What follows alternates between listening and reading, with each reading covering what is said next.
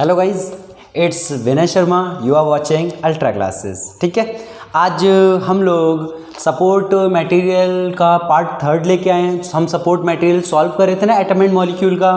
चलो स्टार्ट करते हैं, है ना। तो आज हम लोग का जो टारगेट है वो है लॉन्ग आंसर क्वेश्चंस को ख़त्म करना है ना। तो स्टार्ट करते हैं। क्वेश्चन नंबर फर्स्ट देखो क्या कहना चाहता है।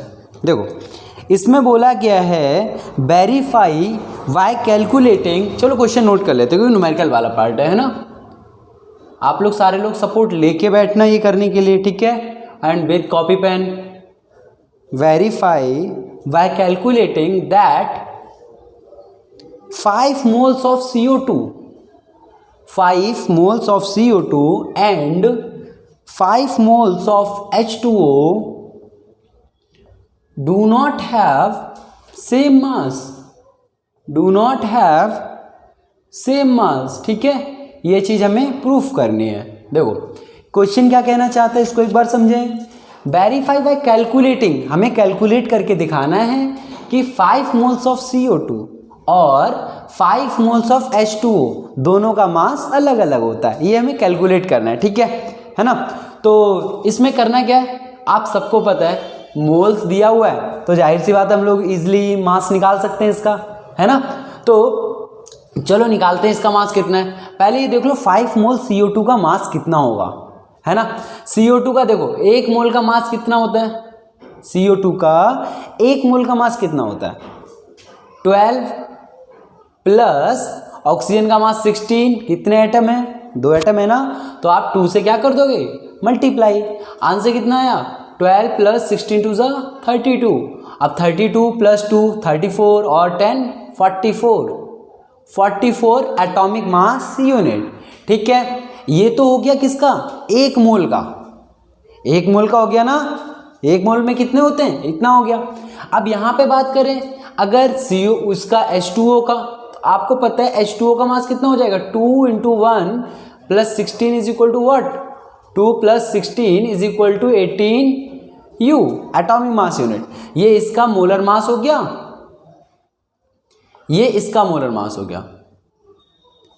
ठीक है, मोलर मास हो गया कि नहीं हो गया। अब हमें क्या निकालना है, अब आपको पता है 1 मोल में कितना मास होता है। 1 मोल में पहले ये देखो 1 मोल के अंदर मास होगा 44 U। CO2 की अगर बात करें तो 5 मोल के अंदर कितना होगा 5 × 44 होगा। तो यहाँ पे देखो 1 का पता है, 5 का निकालने के लिए 5 से इंटू कर दो। 5 4 ज़ा 20 कैरी 2, 5 4 ज़ा 20 और 2 22। ये कितना आ गया 220 एटॉमिक मास यूनिट। ये किसका है, CO2 का। चलो H2O का निकालें। देखो H2O के भी 5 मोल्स हैं, 5 मोल्स है ना। तो देखो क्या होगा 1 मोल, ये H2O के लिए कर रहे हैं हम लोग कैलकुलेशन, ठीक है। 1 मोल का मास कितना है 18, ठीक है। अब सवाल ये उठता है 5 मोल का कितना होता है 18 × 5 simple, which is equal to what 19 U, 90 atomic mass unit. अब आप लोग खुद देखो 5 moles of CO2 and 5 moles of H2O दोनों का mass do not have same mass. क्या इन दोनों के पास देखो सेम मास है, नहीं ना, डिफरेंट मास है कि नहीं है। बस यही बात प्रूफ करनी थी, हो गई कि नहीं। इसको खुद एक बार ट्राई करके देखो, ठीक है। चलो हम लोग मूव करते हैं नेक्स्ट क्वेश्चन की तरफ। इसका देखो सेकंड क्वेश्चन क्या कह रहा है। इसके आप 1-2 क्वेश्चंस खुद ट्राई कीजिए, ठीक है, तभी हो पाएगा कुछ। अब बात करते हैं इसका सेकंड मास किसके ऊपर, सेकंड के लिए, ठीक है। और मैं लास्ट क्लास में बोल चुका हूं कि जो एटॉमिक मास यूनिट होता है इसको बाय डिफॉल्ट आप ग्राम से रिप्लेस कर सकते हो, ठीक है। जो मैंने 44 U लिखा था, आप चाहो तो इसको ग्राम में लिख सकते हो। इसको कहते हैं ग्राम एटॉमिक मास। लास्ट जब हम क्वेश्चन कर रहे थे पिछली वीडियो में तो हमने इसके बारे में डिस्कस किया था, आप उसके बारे में देख लो, इसका पार्ट 2, ठीक है। चलो हम लोग अगले क्वेश्चन में मूव करते हैं। क्वेश्चन नंबर 2 आपसे पता क्या बोला गया, देखो कितना इजी क्वेश्चन है। If you take 5 moles of carbon atom, 5 moles of carbon atoms in a container, एक कंटेनर में आपने किया क्या है 5 मोल लिए हैं कार्बन के और आपका फ्रेंड भी है साथ में, आपके यहाँ लिखा हुआ है and your friend take 5 moles of sodium atoms, ठीक है, in another container of same weight, weight दोनों का सेम है, ठीक है। चलो क्वेश्चन को फील करते एक बार ना कि क्वेश्चन कहना क्या चाहता है। आपकी सपोर्ट में हिंट दिया हुआ है इन सबका, इन्होंने यू को हटा के ग्राम लिख दिया है। आप चाहो तो इसको ग्राम एटॉमिक मास से रिप्रेजेंट कर सकते हो, वहां पे आपको कंफ्यूज नहीं होना, ठीक है। जैसे कि ऑक्सीजन का मास हम लोग क्या बोलते हैं, 16 यू बोलते हैं ना, आप चाहो इसको ग्राम में 16 ग्राम भी बोल सकते हो, ठीक है। और ये कोई तुक्का नहीं है, ठीक है। इसको क्या हुआ है, ये हम लोग सॉल्व करके लाते हैं बाय डिफॉल्ट, ये हर बार सेम आता है, ठीक है। अब देखो कैलकुलेशन करते हैं। If you take 5 moles of carbon atom in a container, चलो भैया कंटेनर बना लो, पहले फील करना है ना क्वेश्चन को। इस कंटेनर में आपने किया क्या, 5 मोल डाल दिए कार्बन एटम के, ये लो भैया 5 moles ऑफ कार्बन, ठीक है। आगे क्या बोल, and your friend take 5 moles of sodium, आपके फ्रेंड ने एक दूसरा कंटेनर लिया, दोनों का सेम साइज है, ठीक है, बराबर, किसी का महंगा नहीं है, हाँ। चलो देखो 5 moles ऑफ सोडियम, इसके अंदर क्या है 5 moles ऑफ सोडियम। अब इन दोनों का बोला है container of same weight, same weight container का बोला गया है, ठीक है। अगर इस कंटेनर का वजन मान लो 2 किलो है, क्योंकि कंटेनर का खुद का भी तो वजन होगा, तो इस कंटेनर का भी वजन 2 किलो है। ये तो भैया हमारा क्वेश्चन कहना चाहता है। अब क्वेश्चन में देखो पूछा क्या है, ठीक है। देखो क्वेश्चन में फर्स्ट पार्ट बोला है which container will be heavier, which container is heavier, कौन सा कंटेनर हैवियर है, भारी है। अब आप खुद सोचो, कंटेनर का वजन तो दोनों सेम है, तो उसकी वजह से तो ना हल्का होना है ना भारी होना है, तो फर्क किससे पड़ेगा, फर्क पड़ेगा जो उसके अंदर आपने भर रखा है ना। तो आपको 5 moles कार्बन का मास निकालना है सिंपली, ठीक है। अब देखो इसका कार्बन का 1 कार्बन का आपको पता है कितना होता है, 1 मोल का, 1 मोल का कितना होता है आपको पता है कितना है, 1, आप 12 ग्राम, आप चाहो एटॉमिक मास यूनिट लिख सकते हो, ठीक है। यहाँ पे दिया कितना मोल है 5 moles, कितना हो जाएगा 12 × 5 which is equal to what 60 gram. Into क्यों किया, आपको पता है अगर एक का पता है तो जितने का निकालना है उतने का निकालने के लिए इंटू करते हैं हमेशा। चलो इस बात को प्रूफ करके देखें क्या, चलो देखते हैं। हाँ देखो, हाँ कहाँ करें, चलो यहाँ पे देख लो। अगर मान लो आपको पास 1 रुपये में 10 टॉफ़ी मिलती हैं, आपको 1 रुपये में, हाँ बोलो भैया इतनी सस्ती कहाँ मिलती है, हाँ चलो देखो 1 रुपये में 10 टॉफ़ी मिलती हैं, आपको निकालना 5 रुपये में कितनी मिलेंगी। अब कॉमन सेंस लगाओ यार, 1 रुपये में 10 टॉफ़ी तो 5 रुपये में कितनी मिलेंगी, 50 मिलेंगी ना, 50 मिलेंगी। देखो कैसे, 1 रुपये में 10, 5 का निकालना है ना, 5 का निकालने के लिए क्या करोगे, 1 का पता है, 5 का निकालने के लिए इंटू, ठीक है। और वैसे इतनी मैथ तो आप लोग की स्ट्रॉन्ग होगी ही, 1 का पता है तो जितने का निकालना उतने का निकालने के लिए इंटू करते हैं, 5 टाइम्स 50 टॉफ़ी, क्लियर है ना। वही देखो हमें 1 का पता है, 5 का निकालने के लिए क्या कर दिया हमने, इंटू कर दिया। अब चलो ये तो हो गया हमारा कार्बन के लिए, है ना। अब सोडियम भाई साहब बुरा मान जाएंगे नहीं तो, चलो सोडियम के लिए करते हैं। अब जैसे ये रहा सोडियम, सोडियम का आपको पता है 1 मोल का कितना होता है, बोलो यार 23 ग्राम, है ना। अब निकालना कितने का है, 5 मोल का ना। अब देखो 5 mole is equal to what, फिर से यार सेम कहानी, 1 का पता है, 5 का निकालने के लिए क्या करेंगे, अरे इंटू यार फिर भूल गए, 5 3 15, कैरी कितना 1, 5 2 10 और 1 11, 115 ग्राम। अब आप खुद सोचो ना यार, इतना तो 4th क्लास का बच्चा बता देगा कौन सा कंटेनर हैवी होगा। 60 ग्राम ज़्यादा होता है 115 ग्राम, भैया 115 ग्राम ज़्यादा होता है तो कौन सा कंटेनर हैवी होगा, सोडियम वाला। ये तो सब सोडियम के बारे में बात हो रही है ना, तो सोडियम का कंटेनर हैवी, क्लियर हो गया। चलो अगले पार्ट पे मूव करते हैं। Which container has more number of atoms, ये पूछ ले ट्रिकी क्वेश्चंस कि एक किसके पास ज्यादा एटम होंगे। देखो इसमें कितने एटम होंगे, देखो इसमें आंसर जो होगा एक्चुअल में आएगा इसका इक्वल एटम होंगे दोनों के पास। अब बोलो भैया इसका वजन ज्यादा है तो देखो कैसे निकालते हैं, दोनों का सेम होगा। अब देखो कैसे, आपको पता है एक मोल में कितने एटम होते हैं? 6.022 इंटू 10⁻23 एटम होते हैं। आपको पता है ये बात, अच्छे से पता है ना? ठीक है, निकालना कितने का है हमें? 5 मोल का। तो 5 मोल का निकालने क्या करोगे?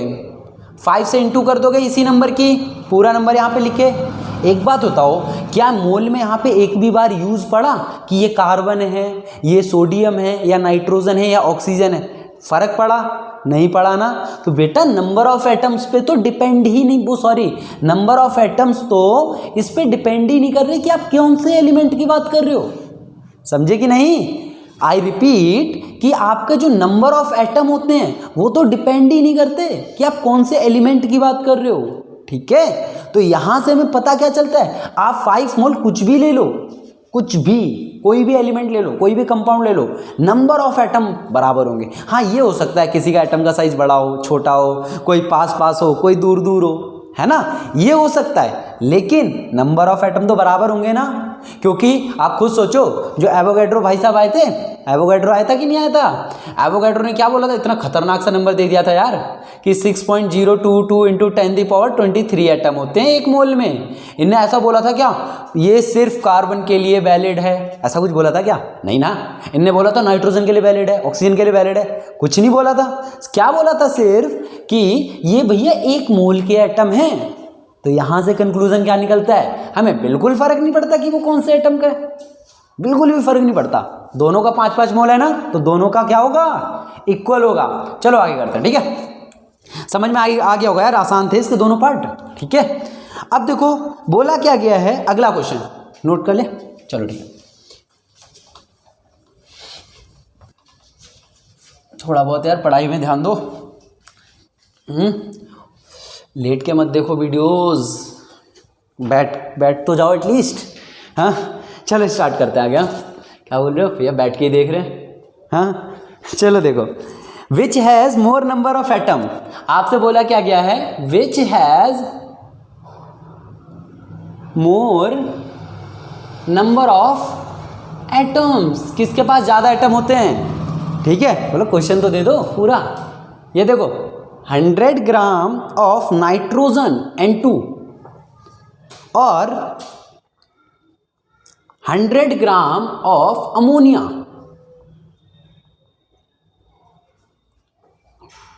अमोनिया क्या होता है, ये NH3 यार, NH3 जो होता है वो अमोनिया होता है, अमोनिया को NH3 बोलते हैं। ठीक है, अब देखो क्वेश्चन में क्या बोला है, which has more number of atom, कि यहां पे चलो कॉलम बना लेते हैं दोनों का, एक नाइट्रोजन इस साइड, ये नाइट्रोजन का डिपार्टमेंट और ये अमोनिया का डिपार्टमेंट। ठीक है, यहां पे हम लोग सॉल्व करेंगे इसको।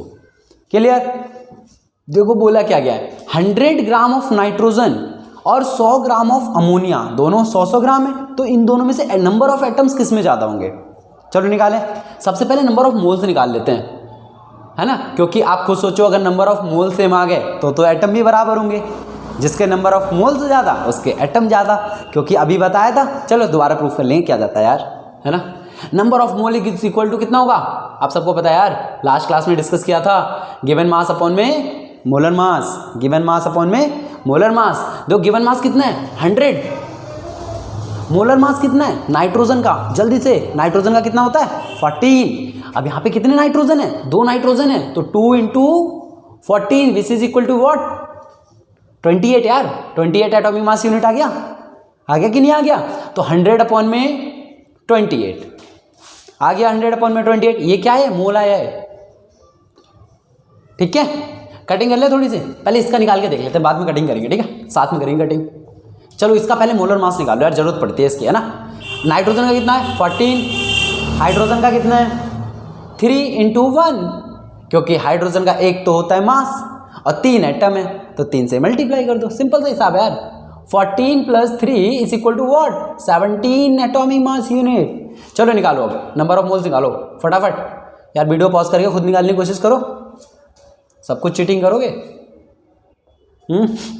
चलो देखो गिवन मास कितना है भैया, इसका भी तो 100 ग्राम है, मोलर मास कितना है 17, ये आ गया मोल। अब देखो मेरे को तो भाई कॉमन सेंस से पता चल रहा है, आप लोग का तो मुझे पता नहीं। डेनोमिनेटर किसका ज़्यादा है, इसका डेनोमिनेटर क्या है कम है, डिवाइड करके देखो कौन सा नंबर बड़ा आएगा, खुद बताओ। ये वाला नंबर बड़ा आएगा, डिनोमिनेटर कम है इसका, है ना। चलो एक बार देखो, यार कैलकुलेशन लंबी जाएगी इसकी। जैसे ये अगर इसको मैं डिवाइड करूं तो क्या आएगा, ये 14, यहाँ 50 आ जाएगा, 2 7 जा, ठीक है, 25, कटिंग करो इसकी, 7 3 जा 21, पॉइंट कितना आएगा बता दो यार, 4 बचा ना, 0 अगर पॉइंट लगाओगे 0 आ जाएगा, 40 तो 7 5 35, अप्रॉक्स 3.5 मोल आ रहा है, आगे भी आता जाएगा, हमें मतलब क्या यार, हमें तो ये देखना है किसके मोल ज़्यादा है ना, लगभग आगे भी इसमें आएगा, अप्रॉक्स तो जाएगा। इसमें देखो इसकी कटिंग करो, क्या होगी इसकी कटिंग, है ना, 17 4 जा, देखो 17 का टेबल क्या होता है, 17 6 जा, देखना 6 7 जा 42, कैरी कितना 4, यार ये तो ज़्यादा हो गया, मतलब 5 बार में हो जाएगा ना, 17 5 जा कितना होता है 85 ना, 5 जा 85, फिर कुछ ना कुछ बचेगा, मतलब 5 पॉइंट समथिंग आएगा। आप देखो इसका 5 पॉइंट समथिंग मोल आ रहा है, इसका 3.5 मोल आ रहा है, तो मोल किसके ज़्यादा, मोल नंबर ऑफ मोल्स किसके ज़्यादा, अमोनिया के। अब अभी हमने आपको बताया था जिसके नंबर ऑफ मोल्स ज़्यादा होंगे उसके एटम ज़्यादा होंगे कि नहीं होंगे, खुद सोचो, होंगे ना। अभी थोड़ी देर पहले तो बताया यार, कितनी जल्दी भूल जाते हो। जैसे कि 1 mole is equal to what, 6.022 into 10⁻23 atom, यही बताया था। 1 मोल के पास इतने एटम होते हैं, तो भैया ये तो इंडिपेंडेंट है ना। अब nitrogen, ammonia, carbon dioxide, oxygen कुछ भी ले आओ, क्या ही फर्क पड़ता है, जिसके नंबर ऑफ मोल्स ज़्यादा उसमें एटम ज़्यादा, क्लियर ना। तो मोल्स इसके ज़्यादा है ना, या कटिंग कर लेना, ठीक है। इसके बाद क्या हुआ, तो इसमें नंबर ऑफ एटम्स ज़्यादा, अब कितने ज़्यादा है ये भी अगर निकालना पड़ जाए, वैसे तो इसमें पूछा नहीं है आपसे, मान लो बाई चांस पूछ ले, तो पता क्या होगा, इसमें आप नंबर ऑफ एटम निकाल लोगे ना। 1 मोल का पता है, जितने मोल आएंगे उतने से मल्टीप्लाई कर देना, इसके नंबर ऑफ एटम आ जाएंगे। इसके भी नंबर ऑफ मोल्स निकाल लोगे आप, नंबर ऑफ एटम इससे मल्टीप्लाई कर देना, ठीक, इसके भी एटम आ जाएंगे, दोनों को माइनस कर देना यार, पता चल जाएगा इसके पास कितने ज़्यादा हैं, पता चल जाएगा कि नहीं पता चल जाएगा, दोनों को माइनस करके, ठीक है। और वैसे आपके क्वेश्चन में तो इतना ही पूछा गया था कि किसमें नंबर ऑफ एटम ज़्यादा है, वो तो हमने सिंपली बता ही दिया, ठीक है। चलो अगले क्वेश्चन में मूव करें, चलो मूव करते हैं। क्वेश्चन नंबर 4, देखो क्या कहता है क्वेश्चन नंबर 4।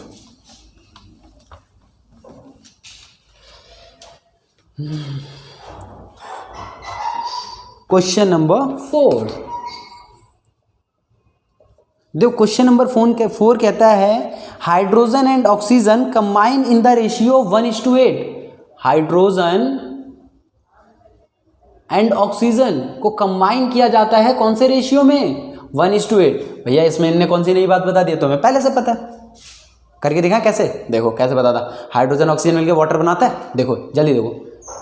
अब देखो अगर इसका मैं मास कैलकुलेट करूं तो हाइड्रोजन का आपको पता है 1 होता है ना, 2 एटम है तो 2 × 1, ऑक्सीजन का 16 तो 2 16, कटिंग करो 2 1 जा 2 8, यही इनने गिवन दे दिया, बस ये बात तो हमें पता थी क्योंकि हम लोग तो समझदार बालक हैं, ठीक है। इनने बोला क्या, व्हाट मास ऑफ ऑक्सीजन, चलो क्वेश्चन पढ़ लेते हैं, बहुत देर हो गई बातें। What mass of oxygen gas, ठीक है, ऑक्सीजन पूरा लिख दो, what mass of oxygen gas would be required, पता है इससे ज़्यादा आसान तो कोई क्वेश्चन हो ही नहीं सकता, do it fast. Would be required to react completely with 3 gram of hydrogen gas. तो इससे ज़्यादा आसान तो कोई क्वेश्चन हो भी नहीं सकता, अगर आप 9th स्टैंडर्ड में हो तो आपके लिए सबसे आसान क्वेश्चन बनता है ये। चलो देखो क्या होगा, आपका बोला गया what mass of oxygen gas, oxygen gas का कितना मास यूज करें, वुड बी रिक्वायर्ड, कितने ऑक्सीजन के मास की जरूरत है हमें, कि जो कि 3 ग्राम ऑफ हाइड्रोजन के साथ रिएक्ट कर जाए। अब देखो हाइड्रोजन और जो ऑक्सीजन है वो किस रेशियो में मिक्स होते हैं, आपको पता है 1:8 के रेशियो में मिक्स होते हैं, वाई मास इतना ही होता है ना यार, गिवन था है। अब देखो हाइड्रोजन कितना दिया है, 3 ग्राम दिया है ना, तो यहां पे अगर मुझे 3 बनाना है तो मैं क्या करूंगा, सोच के देखो, 3 बनाना है ना यहाँ पे मुझे, तो 3 बनाने के लिए आप क्या करो, दोनों साइड 3 से मल्टीप्लाई कर दो यार, रेशियो ही तो है, 24 आया, 3 बन जा 3, 8 3 जा 24, दोनों साइड, चलो ऐसे कर लो यार, रेशियो में हम दोनों साइड सेम नंबर से मल्टीप्लाई कर सकते हैं ना, जो क्या आ गया 3:24, मतलब 24 ग्राम ऑक्सीजन चाहिए। ये तो हमारा कॉमन सेंस का मेथड हो गया। लॉजिक लगाएं, देखो हाइड्रोजन एंड ऑक्सीजन का रेशियो निकालते हैं। ऊपर हाइड्रोजन है, नीचे ऑक्सीजन रखेंगे हम, ठीक है। ऊपर हाइड्रोजन कितना है 1, ऑक्सीजन कितना है 8, इक्वल टू, रेशियो तो हमेशा सेम होना चाहिए ना, आप जो मर्जी वो मेथड यूज कर सकते हो, ठीक है। हाइड्रोजन कितना दिया इस बार 3 दिया है, और ऑक्सीजन कितना दिया यार, ये तो दिया ही नहीं, इन्होंने बोला यही तो निकालना है, x मान ले, कर दो यार क्रॉस मल्टीप्लाई, x बन जा x, 1 × x is equal to 8 × 3 को डिवाइड में इधर जाके मल्टीप्लाई, तो x is equal to what 24 gram. आप चाहो ऐसे कर लो, आप चाहे ऐसे कर लो, कोई फर्क नहीं पड़ता, दोनों मेथड करेक्ट है, ठीक है। क्लियर हुआ ना कि कितने ग्राम हमें ऑक्सीजन चाहिए। अगर आपको इसका लॉजिक समझ में नहीं आया तो एक्चुअल में ये उस पर डिपेंड करता है, law of constant proportion by mass, ठीक है। एटम एंड मॉलिक्यूल्स का जो प्लेलिस्ट है उसमें आप एक बार चेक कर सकते हो, ठीक है ना, वहां से देख लेना। अगला क्वेश्चन करें, लास्ट क्वेश्चन आज का, लास्ट क्वेश्चन, हाँ खत्म होने वाली क्लास, जल्दी से कर लो।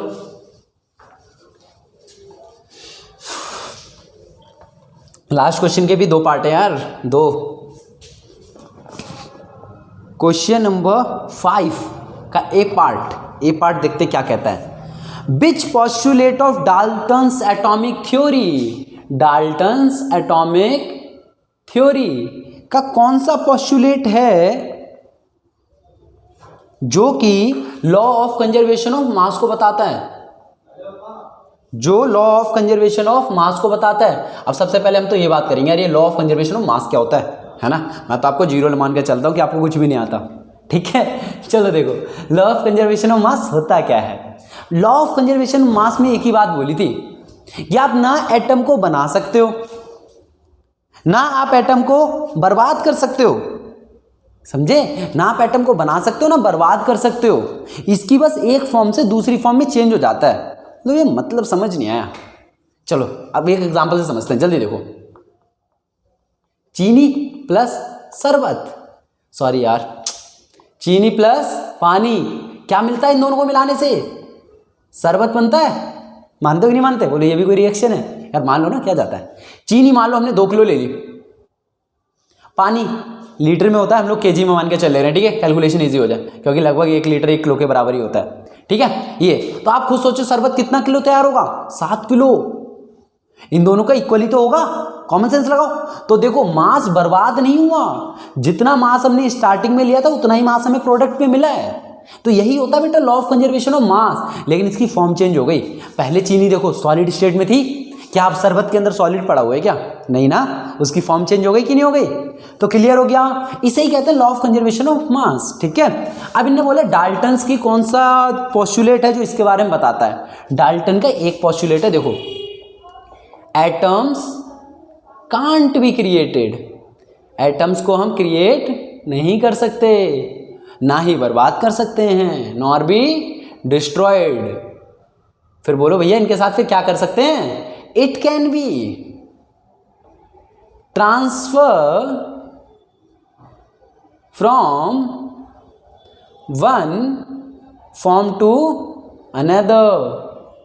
क्लियर हो गया कि atoms can't be created, atom को बना नहीं सकते, नॉर बी डिस्ट्रॉयड, डिस्ट्रॉय नहीं कर सकते, it can be transfer from one form to another. Same चीज, चीनी के एटम ना हमने बनाए ना हमने बर्बाद किए, इसको बस सॉलिड फॉर्म से इस फॉर्म में चला गया। क्लियर हो गया, ठीक है। चलो अब इसके बी पॉइंट पे चलते हैं, ठीक है, बहुत देर हो गई इसमें ना। क्लियर हो गया ना यार, देख लो, चलो ठीक है।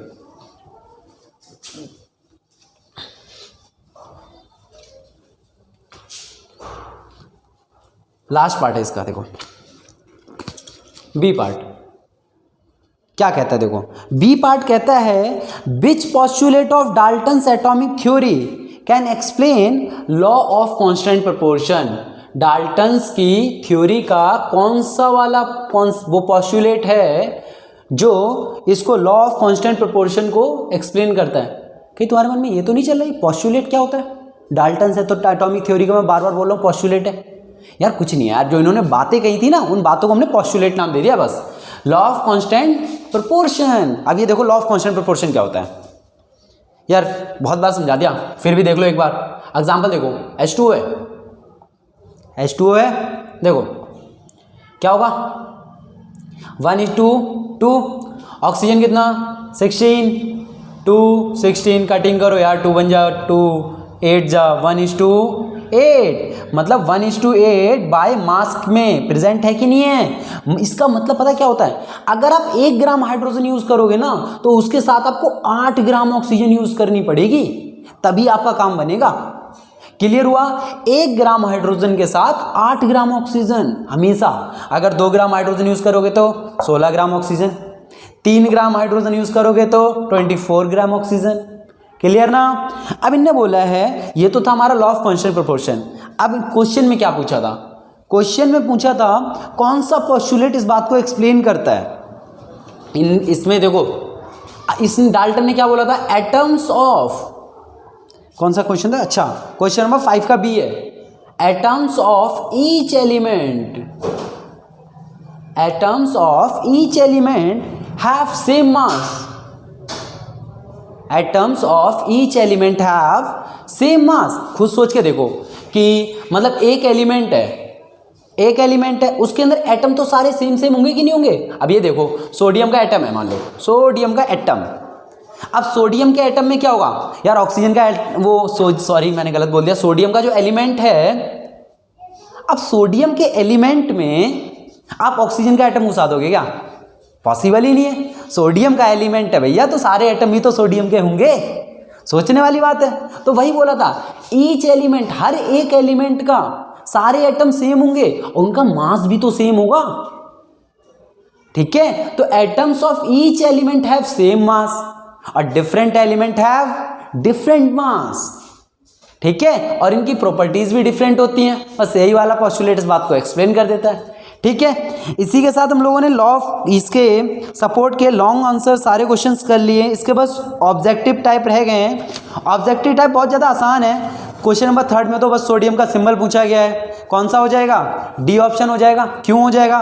फर्स्ट ऐसा तो होता नहीं यार, Na होता है सोडियम का सिंबल। अब देखो सी ऑप्शन में भी Na दिया है और डी ऑप्शन में भी Na दिया है, लेकिन इन दोनों Na में अंतर क्या है? ये अंतर देखो, कोई भी एलिमेंट का जब आप सिंबल लिखते हो ना तो दूसरा वर्ड कभी भी कैपिटल हो ही नहीं सकता। जैसे ये थोड़ी यार, आयरन का सिंबल Fe होता है, अब आप इसको ऐसे लिख दो, ये गलत है। ये जैसे ये देखो, कोबाल्ट का सिंबल CO होता है, आपने ऐसे लिख दिया, अगर इसको ऐसे लिख दिया ना तो ये कार्बन मोनोऑक्साइड बन जाएगा। खतरनाक गैस होती है, इंसान को खत्म कर देती है ये। ठीक है, तो इसी टाइप के हैं, बड़े आसान आसान क्वेश्चन है। बाकी नीचे फिर केमिकल फॉर्मूला बनाने के लिए बोला है, ऑलरेडी मैं 8-10 क्वेश्चन करा चुका हूँ इसके ऊपर, है ना। उसके बाद बैलेंसी पूछी गई है, बहुत आसान है, उसके बाद आप कर सकते हो। मेन हमने सारे क्वेश्चन कर लिए हैं। ठीक है, मिलते हैं, तब तक के लिए आप लोग पढ़ते रहिए, है ना। अगले सपोर्ट मटेरियल के क्वेश्चन के साथ मिलते हैं, तब तक, है ना। तब तक के लिए bye bye and see you.